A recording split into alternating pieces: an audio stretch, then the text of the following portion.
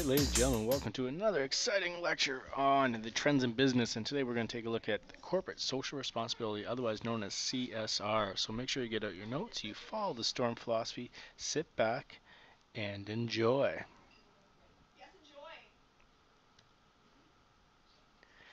All right, so we're going to start with this little quote. Companies should not have a singular view of profitability. There needs to be a balance between commerce and social responsibility. The companies that are authentic about it will wind up as the companies that make more money. Now, this comes from Howard Schultz. Do you know who he is? If you don't, I suggest Googling him. He's not a person who you want to ignore. He's a person who runs a very large multinational corporation. And so if he's saying this, then that gives you an idea of where we're going. All right, so what are we going to achieve today? Well, we're going to identify what CSR is and make sure you have a solid understanding of that. We are going to take a look at companies' actions regarding CSR. What can they do to implement CSR? We're going to take a look at stakeholder analysis. So if you're going to have a CSR, well, you need to consider who you are going to be impacting. Then we're going to take a look at the benefits and criticisms of CSR.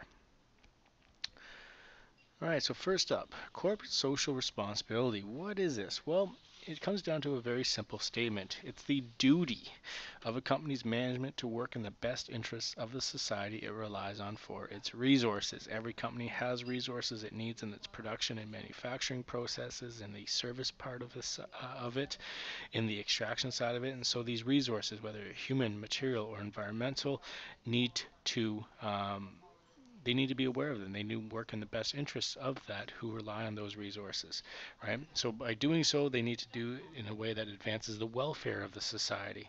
And they also need to act as a global citizen. We have talked about globalization, and we are now aware of the fact that we are so interconnected. So companies cannot be acting in their own best interest. They need to be aware of the fact that they are interconnected, the world is interconnected, and they need to act as a global citizen. So it really comes down to this idea of these three different facets of corporate social responsibility. It's the economic, it's the social, it's the environmental. And by focusing on these three facets, these three components, then corporations are able to act as better global citizens and therefore implement CSR strategies that impact these three stakeholder groups more positively. And so to do so, they can do a number of different actions. Some of these you've seen before. Some of these you may have actually been a part of a corporation's corporate social responsibility.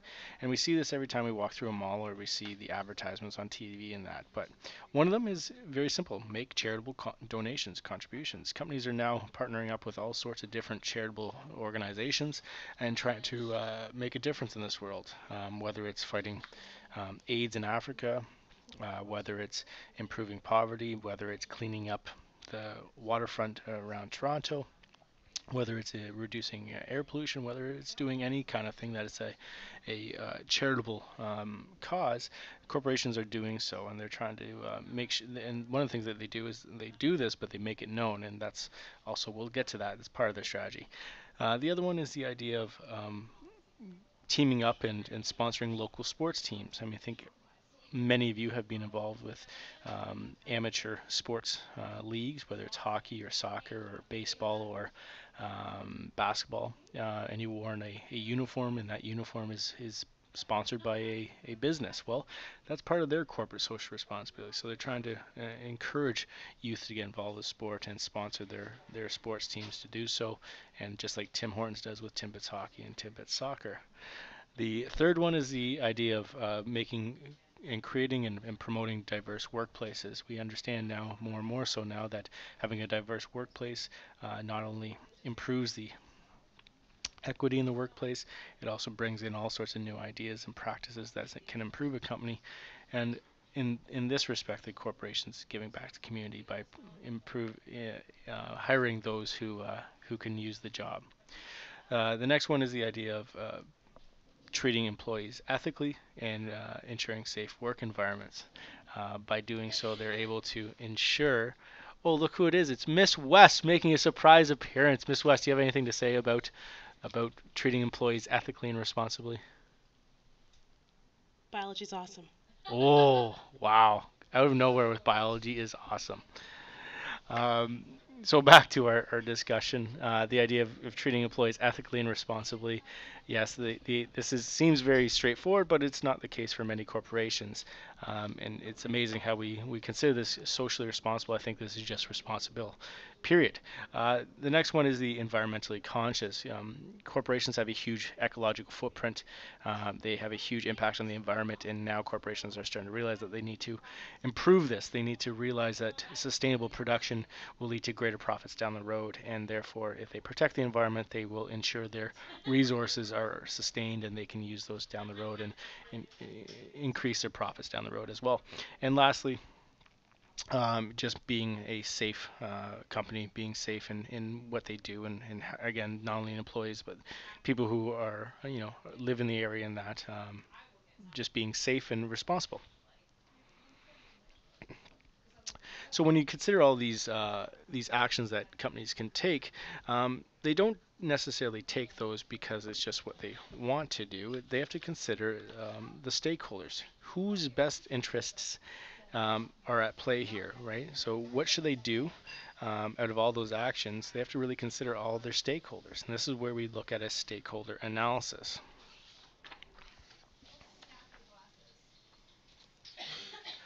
So the stakeholder analysis can kind of be looked at in two ways. The first way is the idea of primary versus secondary stakeholders. So those primary stakeholders are directly impacted by your company, and secondary stakeholders are they're impacted but in a more non-direct way. The other way is the internal versus external stakeholders. Internal stakeholders are those who are directly impacted within the company, and external stakeholders are those impacted by your actions outside of the company. But again, no matter how ethical a company is, it's very difficult to please everyone. So you need to really consider whose interests are most important when a company is faced with ethical decisions or actions in general.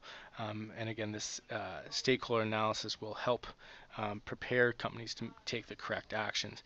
And therefore, managers need to analyze which stakeholders have the most power and influence in the decision-making process. It's also important to identify which stakeholder has the greatest impact on the profitability of the company, because again, corporations are responsible to their shareholders, and therefore they need to ensure that profits are being maximized. Stakeholders, therefore, in some cases, suppliers are the most important. In other cases, it's customers. In other cases, it's employees. So let's take a look at the benefits. Now, the benefits really break down into three kind of ideas. Whether it's the values, so you're doing it because it's right, whether it's compliance, you're doing it because you have to do it, or whether it's your competitive advantage, you're doing it because it's an opportunity to generate greater profit. These benefits really fall into those three categories.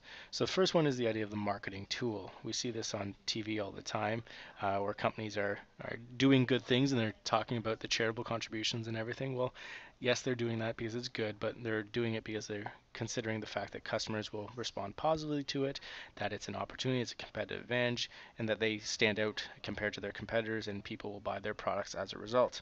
The second one is the idea of discouraging government involvement or regulations. They're doing so because they don't want the government to get involved, because oftentimes if the government does get involved, it's far more difficult to operate in that kind of environment. It's more strict. There's more regulations. It's more difficult to conduct the business. Sometimes pollution laws, for example, are far more heavy when a government enacts those. So if you do it on your own, they will have less of an interest in enacting those regulations.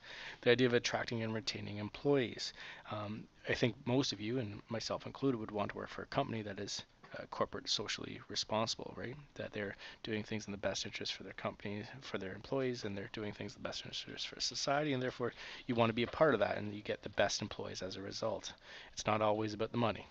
The fourth one, the idea of improved performance. We often overlook the fact that if you're environmentally sustainable, you're operating in a very efficient level. If you're operating at a very efficient level, then you're generating and maximizing profits, greater profits. So you can improve performance as a result of CSR because of this. Number five is the idea of accessing capital, right? Again, if you're improving your performance, if you're attracting and retaining the best employees, if you have a competitive advantage, then more and more investors are likely to invest with you, and therefore you generate greater capital. And the last one, just the stronger community relations. If you're, again, more of a socially responsible company, then you are connected with your community and you have a strong presence, and the community is willing to do a lot more for you as a result. And on the other hand, we got our negatives. Well, the first one is very simple. It costs money, right? No CSR initiative is free. It costs money, so you have to generate more profits in order to cover this, which could be difficult. The jurisdiction of governments does say that they are the people responsible for social policy, and therefore you might not. It's not may not be legitimate that you are trying to improve social policy in that. Corporations are definitely not the experts in the area of social responsibility. They don't have the experience, and so sometimes what they're trying to do is actually counterproductive to what's really going on and what needs to be done. Employees' time and energy as a result, again, being involved with the community takes time, and the employees are already strained and stressed as a result, so that could be a negative. And distracting from other actions is simply that a lot of corporations will say they're doing this amazing things, wonderful things in Canada, but maybe they're acting very unethically in other countries. So you have to consider that, and that's not a good thing. In today's day and age, less corporations are able to get away with this, and so they need to be aware of this. Well, that brings us to the end of our lecture. So consider everything we've talked about. How can a company ensure it is consistently a socially responsible company, right? So that's not just a one-off thing, because if it is a one-off thing, then it won't be successful. So how do they ensure consistency? So hopefully you have your notes, you understand, and that's it. That's all. It's everything. We'll see you tomorrow.